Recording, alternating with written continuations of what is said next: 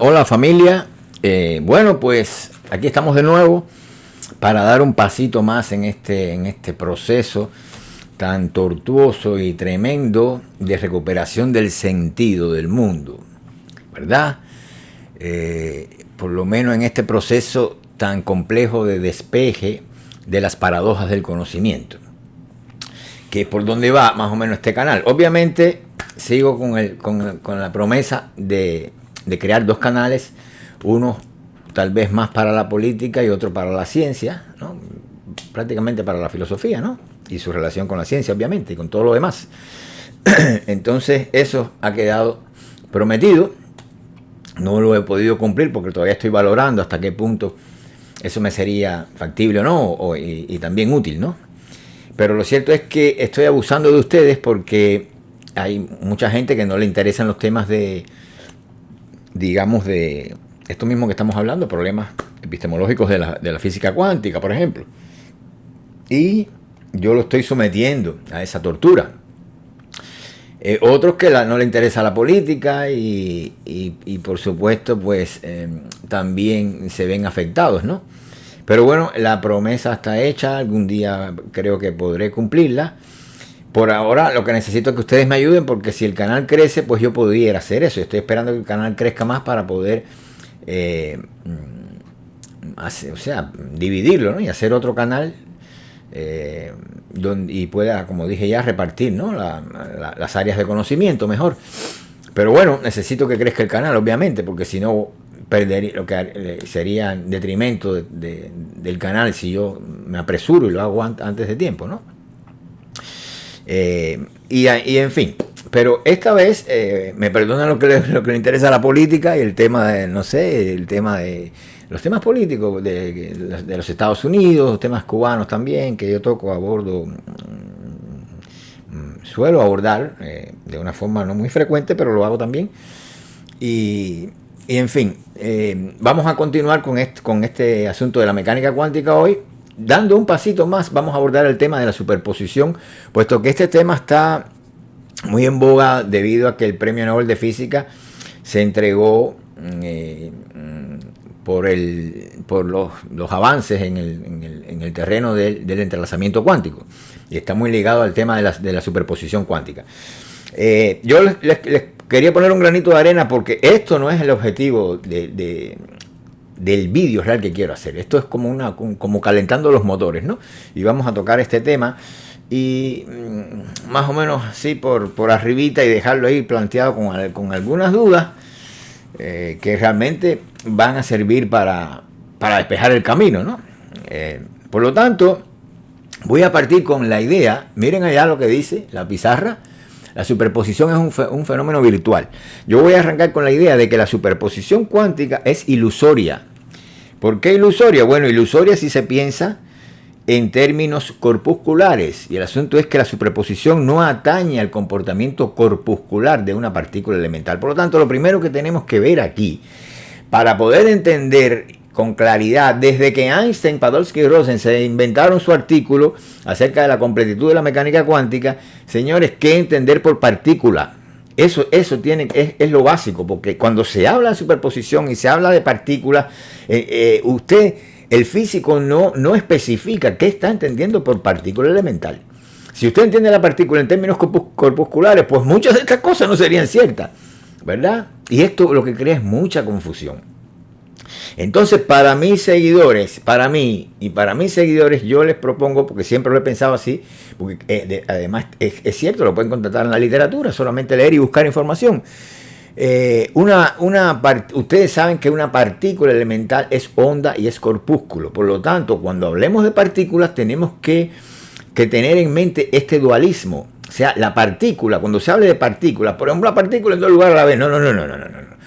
Una partícula no es un corpúsculo, no lo podemos reducir a su materialidad, ¿verdad?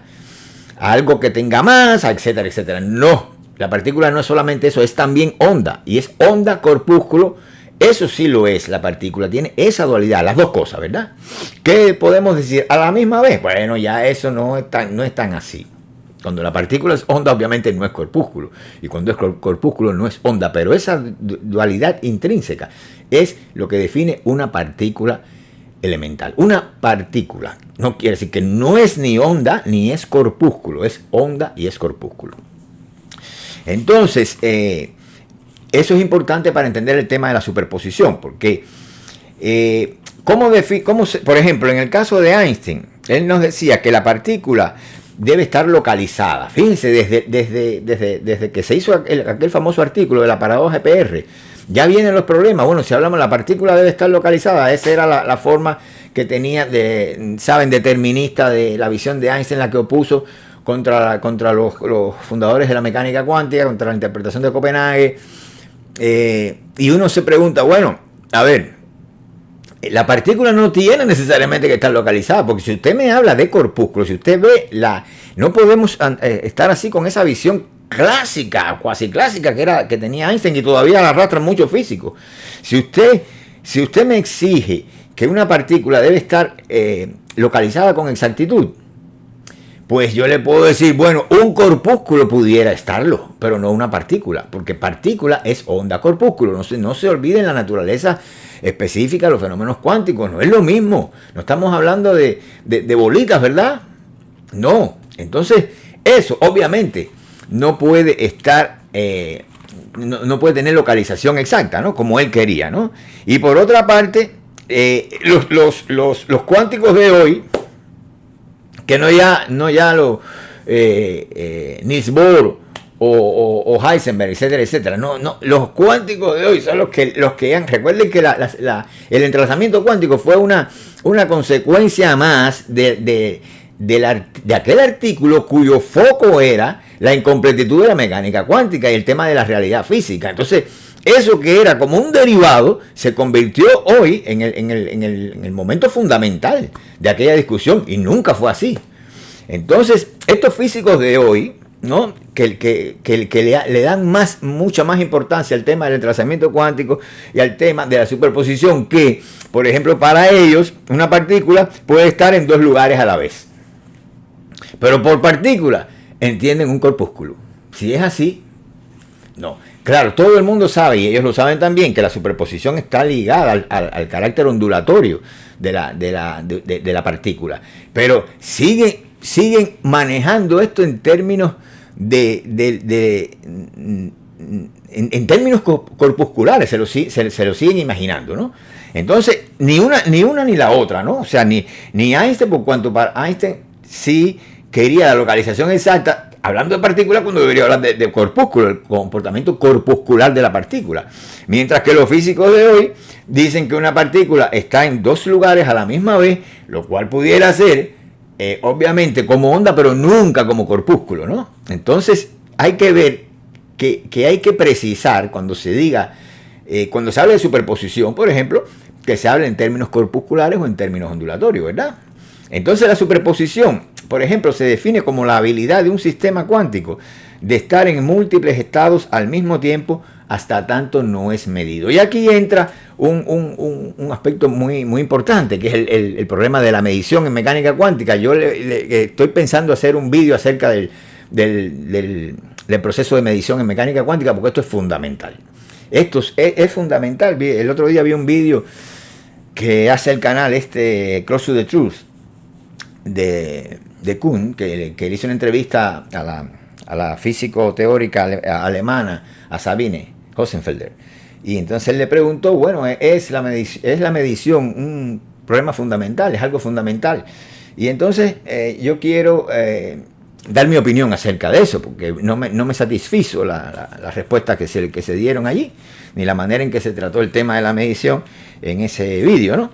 Estoy pensando en hacer un vídeo acerca de lo que es el tema de la medición en la mecánica cuántica, pero ya de por sí vamos a ir introduciéndolo aquí con el mismo problema de la superposición, ¿verdad?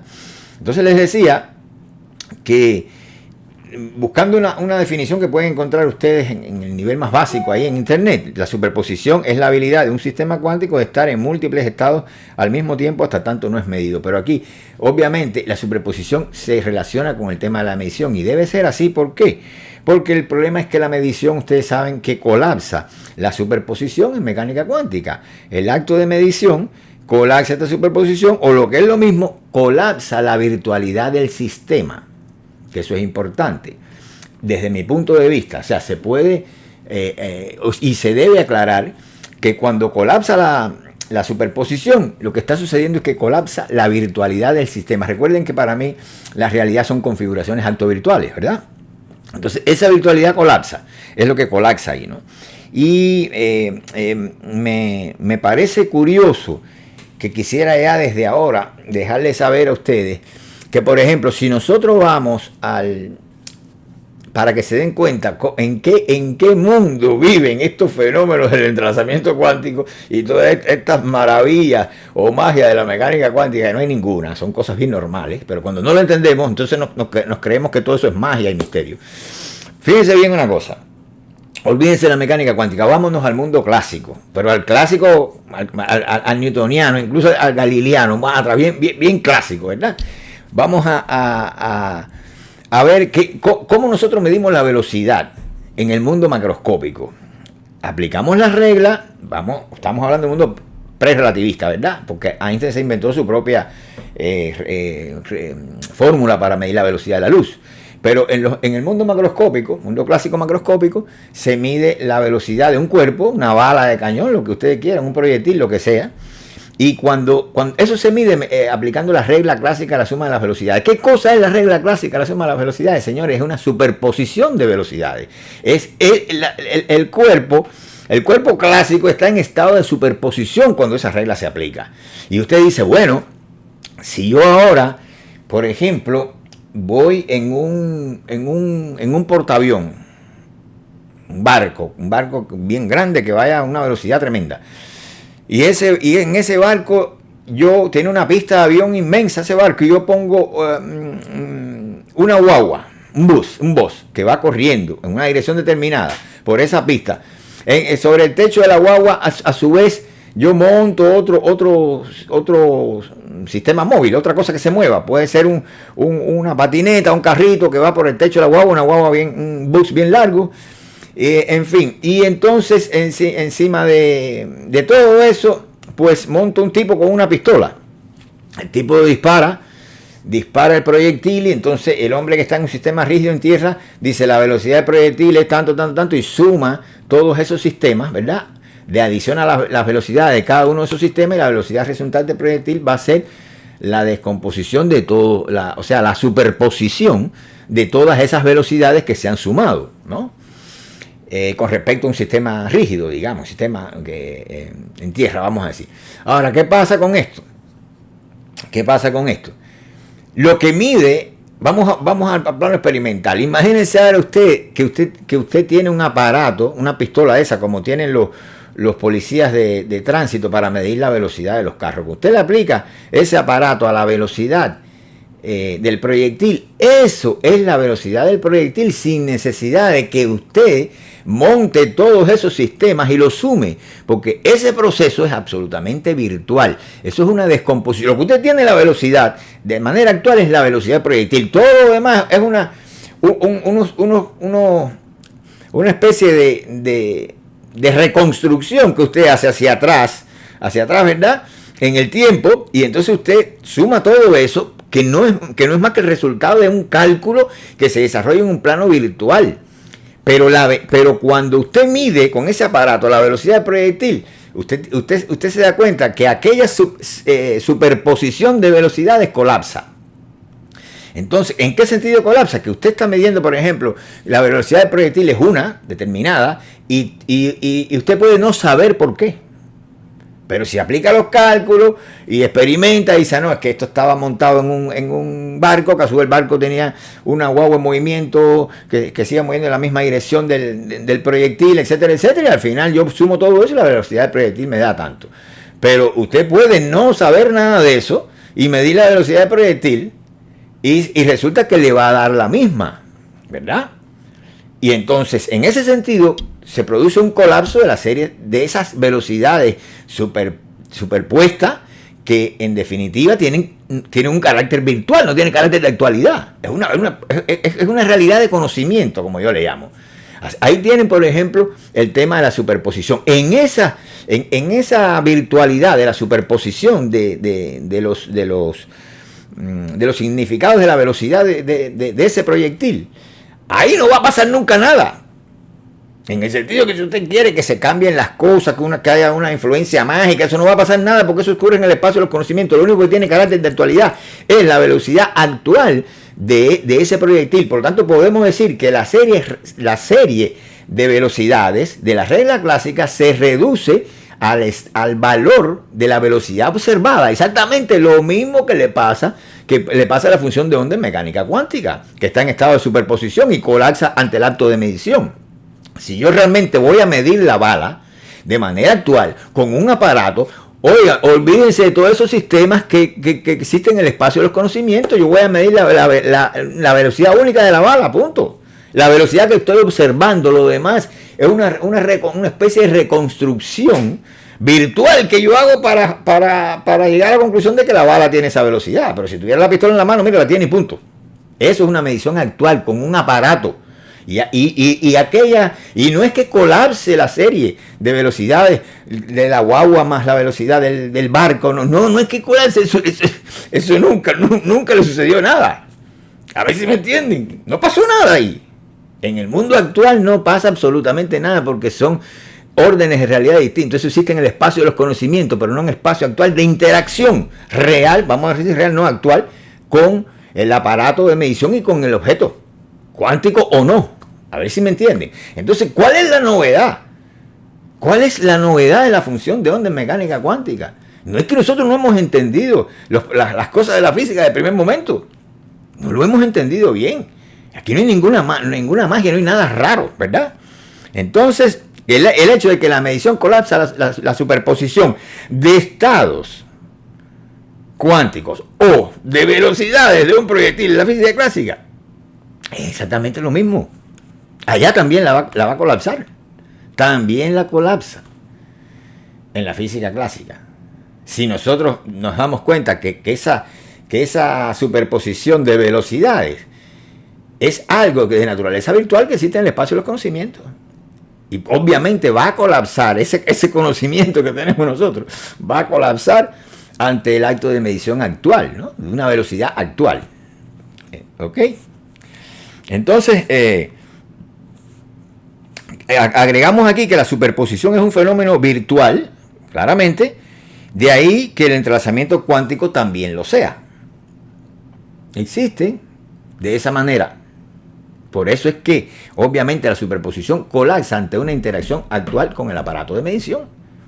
No hay nada raro ahí. Tiene que ser así. ¿De qué otra forma pudiera ser, no?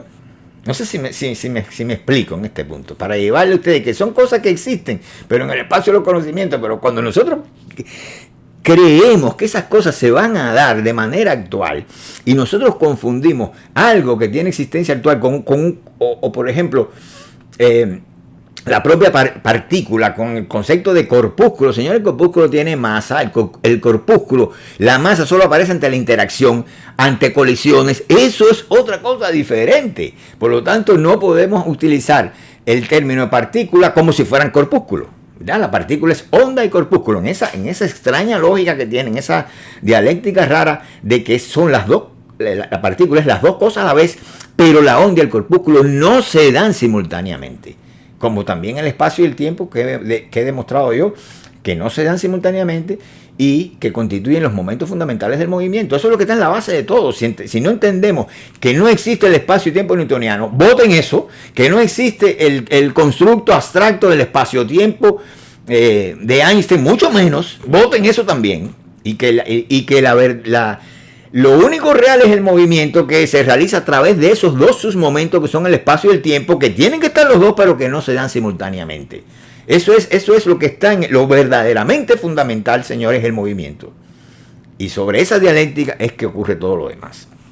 Entonces, como le decía, que también ese entrelazamiento es un proceso que ocurre en el plano de la virtualidad, ¿verdad?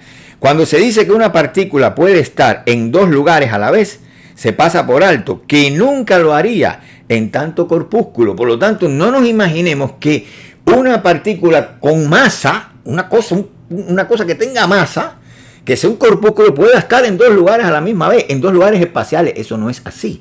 Una partícula, en tanto onda corpúsculo, a la vez, puede estar en dos lugares a la vez, en el entendido de que el otro lugar al que estamos aludiendo sea un lugar temporio. O sea, esté definido en el tiempo y en el espacio a la misma vez, como transición de uno al otro, ¿verdad? Solamente en ese sentido puede existir esos entrelazamientos, esas superposiciones, etcétera, etcétera, porque la naturaleza de una partícula elemental es corpuscular y ondulatoria. Se necesitan las dos y las dos a la vez se excluyen.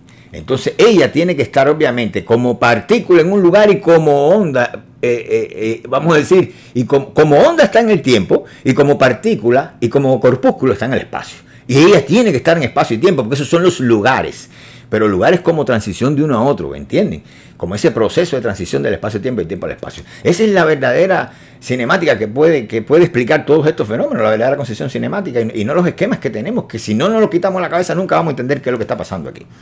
Entonces, repito la idea, cuando se dice que una partícula, entiéndase que es onda por corpúsculo, puede estar en dos lugares a la vez, se pasa por alto que nunca lo haría en tanto corpúsculo. Como corpúsculo puede estar en uno solo. Le guste o no le gusta a los físicos clásicos, relativistas y cuanto. En tanto corpúsculo, en tanto cuerpo con masa, puede estar en un solo lugar. Y por demás, lo estaría en reposo. Entonces, lo que está en dos lugares, e incluso en múltiples lugares, a la vez, es su desmaterialización. La desmaterialización de ese corpúsculo, eso sí puede estar en varios lugares a la vez, en múltiples lugares a la vez, ¿no? O sea, te estoy hablando de qué? De su carácter ondulatorio. Se desmaterializa, se hace onda, ¿verdad? Y en ese sentido sí puede ocupar varios lugares a la misma vez. Un volumen espacial, vamos a decir. Porque esa es la verdadera idea que hay que tener aquí y no empezar a confundir las cosas con estas acciones instantáneas a distancia, estos entrelazamientos cuánticos y todo eso. No. Lo que hay que tener en cuenta aquí para no alejarnos de lo que verdaderamente es la mecánica cuántica es sencillamente que la interpretación probabilista de Max Born, que es lo que está debajo aquí, la interpretación del cuadrado del módulo de la función de onda, que expresa la probabilidad de localización de la partícula, la probabilidad de que la partícula adquiera coordenadas, o la partícula, entiendes, el corpúsculo incluso, ¿no? Y esa o sea, no el corpúsculo, vamos a ir hablando de partícula para no confundirnos. La probabilidad de que esa onda devenga corpúsculo, para que me entiendan. Esa distribución de probabilidades, nosotros la encontramos, la tenemos que describir en un lenguaje ondulatorio. Y cuando hay localización, la partícula deviene corpúsculo, adquiere geometría y adquiere masa. Solamente por cómo lo adquiere, con la interacción con el aparato. ¿Por qué? Porque recuerden que la masa se genera en la interacción, en las colisiones. De alguna forma tiene que haber ahí, ¿verdad?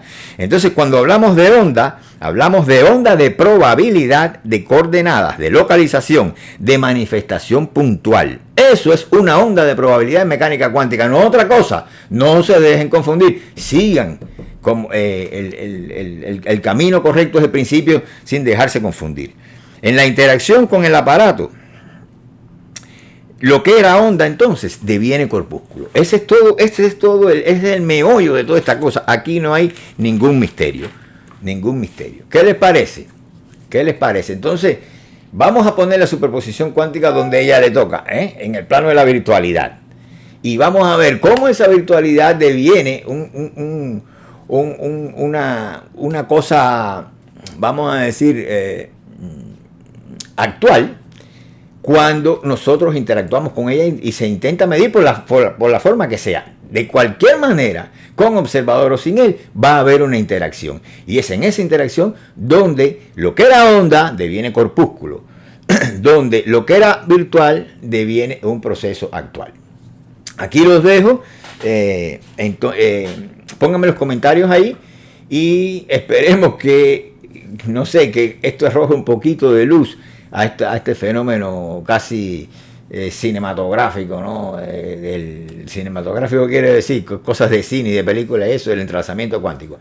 No estaba Einstein en lo cierto, obviamente, porque su concepción cuasi clásica le quería hacer ver que un corpúsculo debía estar en un solo lugar, y entonces él lo utilizaba en términos de partículas, ¿verdad? Si hubiera dicho corpúsculo, sí, hubiera tenido razón. Y en eso, obviamente, él no se equivocó. Un cuerpo, algo material, algo que tiene masa, solo puede estar en un solo lugar, ¿verdad? Ahora, ¿qué pasa con esto? Que todos los cuerpos son onda, de una forma u otra son onda corpúsculo. Solamente para que sea onda un cuerpo, aunque sea macroscópico, lo único que tiene que hacer es moverse, porque no se trata de ondas acústicas, no se trata de ondas ópticas, se trata de ondas de probabilidad de localización. Si el cuerpo se mueve, ya tiene un comportamiento ondulatorio. ¿Qué les parece? No importa el tamaño que tenga. Entonces, eso es la parte que a Einstein le faltó comprender. Aquí los dejo y nos vemos en un próximo vídeo para seguir tratando de recuperar el sentido que ya casi que está perdido en este mundo. Y todavía nos queda un largo camino. Recuerden que esto empieza ahora. Vamos a terminar en el mundo primitivo. Vamos a ir para atrás en vez de para adelante. Bueno, los quiero y los dejo.